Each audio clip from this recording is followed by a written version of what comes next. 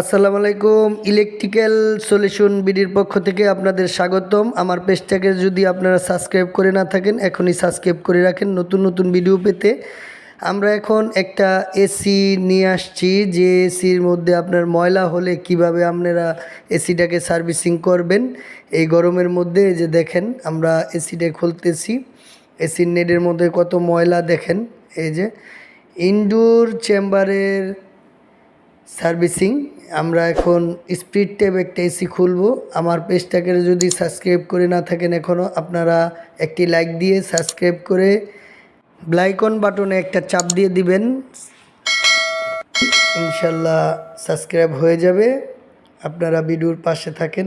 এই যে আমরা স্পিড ট্যাব এসি খুলতেছি, চেম্বারের ইনডোর চেম্বারের কভার।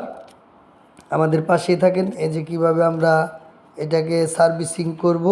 এই গরমে যদি আপনারা এসি সার্ভিসিং না করেন তাহলে যে কোনো সময় বিস্ফোরণ হতে পারে। কারণ গরমের সময়, শীতের সময় যখন এক বছর এটা বন্ধ থাকে, তখন গরমের সময় যখন আপনারা এসিটা চালাবেন তখন এভাবে সার্ভিসিং করে নেবেন।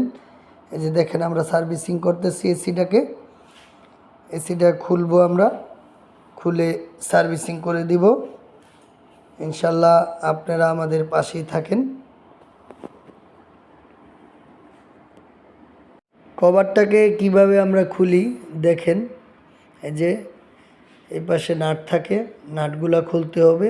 কারণ এই নিচের সাইডে 3টা নাট থাকে, উপরের সাইডে 3টা নাট থাকে স্টার টাইপ। নাটগুলা খুলতে হবে। খুলে যে আমরা এখন কভারটাকে নামাবো চেম্বার থেকে।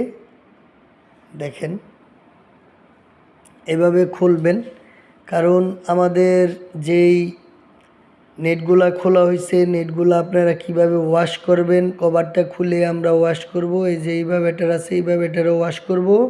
আপনাদের স্বার্থে আমরা ভিডিওটা শর্ট করে দিব। এইভাবে এটার এইভাবে এই জায়গায় আপনারা পরিষ্কার করবেন, ভালো করে পানি দিয়ে ডুমা দিয়ে পরিষ্কার করবেন।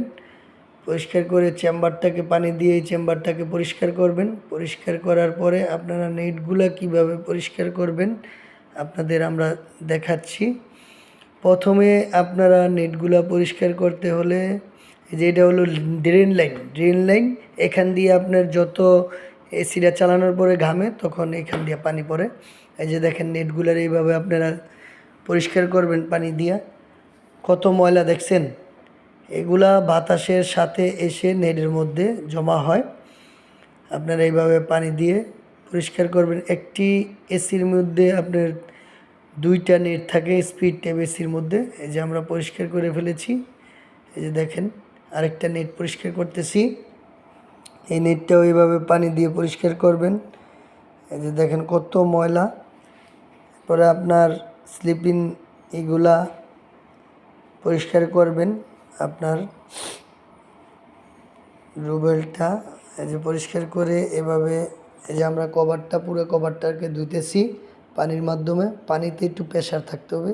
তারপরে আপনি হুইল পাউডার নেবেন একটা মগের মধ্যে। হুইল পাউডার নিয়ে লাড়া দিয়ে ফেনাটা যখন হয়ে যাবে, পাউডারটা গোলা হয়ে যাবে, তখন ন্যাকড়া দিয়ে যেভাবে এরকম করে আপনারা সুন্দর করে পরিষ্কার করবেন।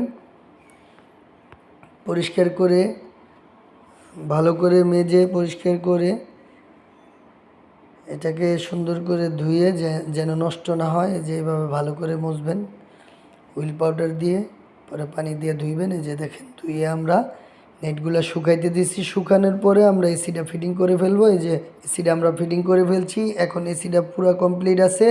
আমাদের পেজটাকে সাবস্ক্রাইব করে দিবেন, আমাদের পাশে থাকবেন। ইনশাল্লাহ আপনাদের নতুন নতুন ভিডিও দিব, এভাবে আপনারা ভিডিও পাবেন। এই যে দেখেন এসিটা একদম ঠান্ডা বাতাস বের হইতেছে।